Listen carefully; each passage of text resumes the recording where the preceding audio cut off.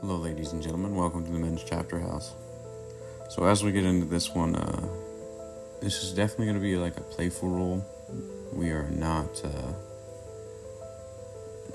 doing any serious grappling. So, if you see anything in here that just looks silly and seems like you would never do in a self-defense situation or any of that kind of stuff, that's because you shouldn't. Me and Austin are just playing around. As you see, I'm using that gift wrap position, just kind of pry him open, basically.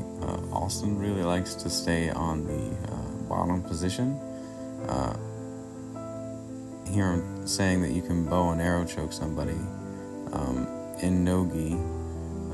Not that you necessarily should, but you can.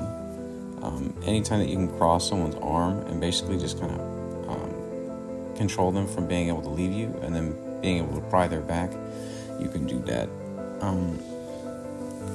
All this other kind of stuff, though, is just us moving around and kind of being silly.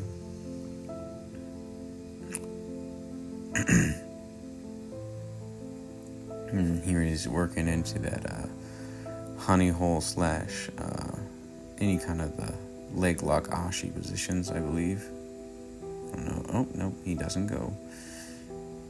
So, maybe he doesn't. I thought he was going to go for a little bit of a leg entanglement.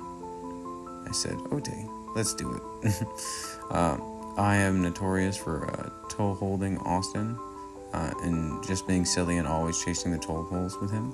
I think he's a little gun shy to do any kind of locks, and you'll see I just bail on everything just to go chase his toes just to mess with him. Do not do that in like a real situation, obviously. Austin is just you gotta get to hold at least once in every roll. That's how it works.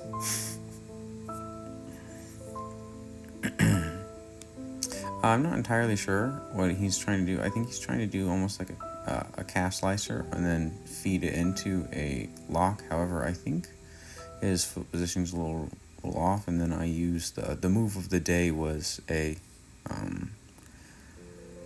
single leg takedown, and I used it from the bottom position there. But someone else knocked over the camera. I don't remember what they were doing, so that's what you get that little blurb in. And then here I'm working from that bottom position, going to that razor, and then trying to take his back from the razor lock. And here I'm basically just gonna hold him for the next minute or so, just playing with his neck. Realistically, you should not let people play with your neck like this. However, in this position, he can turn, he can drive into me, he can do a lot, but he's just kind of hanging out because we're just talking, laughing.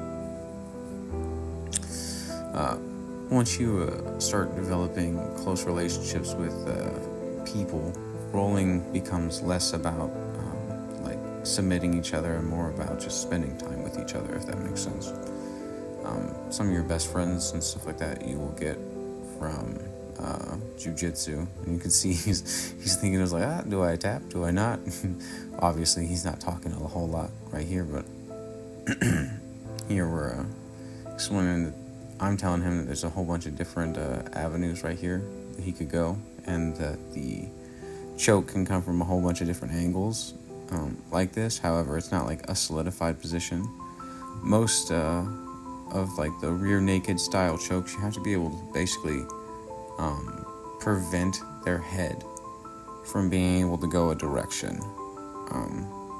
If you can like be on top of somebody with no hooks in and still be able to press their back down, sure, absolutely, you'll get it. Here you'll see if I hook his leg and I start to apply that choke, easy enough to submit him because his body can't move anymore. As he comes up, I've messed around with him saying I'm going to gun choke him, and then Ezekiel, and he says he doesn't believe in Ezekiel, so I'm like, I'm wearing a gi, and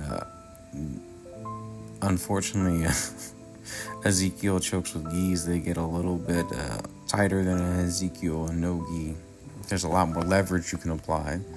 And here I explain right there that if you can put your fingers inside and you're able to pry down on somebody, the amount of force is a whole lot different than me trying to hold my arm and then pry down with it, because my wrist doesn't work like that.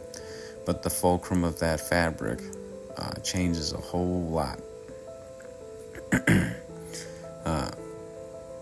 Here I try to attach to the waist, and he tries to invert. That invert, like, I almost think he would have been able to take my back if he had, like, committed to it.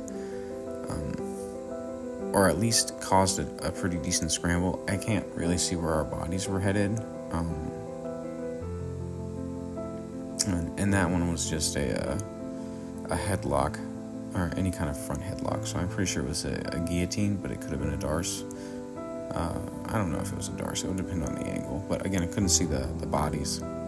And here I'm on top, and he tries to isolate my hand. When he tries to isolate that hand, he actually opens up back exposure. And then it just allows me to spin to the back. And here he's gonna like try to belly down. Again, belly down is a decent enough tactic. And you see here he gets up to his knees and he turtles, and he's in a solid defensive enough position. And then he wraps his arm around my leg. If I was smart, I would have done something different. However, I was watching the Wilson brothers prior to this, and saw them do that shoot over and control the top position, so I wanted to give it a try. Naturally, I fell down and didn't do anything with it. However, shout out to them. They're very creative people, and I like it. I like troll stuff or anything that's creative. Here I'm just messing with Austin, asking him if I'm going to toe hold him again. That is not a toe hold. It's kind of like a heel hook, but it's like an inside heel hook. That angle was a little awkward for his leg, so I'm glad he tapped super early. And then here I'm just gonna act like I'm gonna do a cartwheel over, and then I don't come back up. So it's really just me being silly and lazy.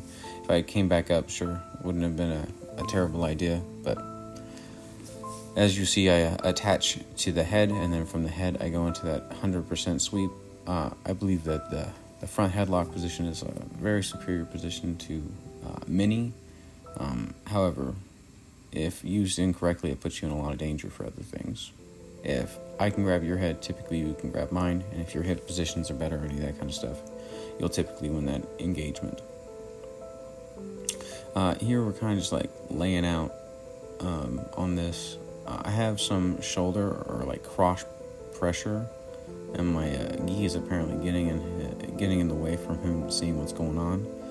But I am actually holding on to a arm bar that I'm not cranking. It's getting close to the end of the round, and I don't notice it. But at the same time, I'm just kind of holding that position and seeing if he'll change. And as soon as he changes, I act like I'm going to swap over to the other armbar, but I hear the bell, and that was the end of the round. So hope you guys enjoyed. We'll see you all in the next one, guys. All right, bye-bye.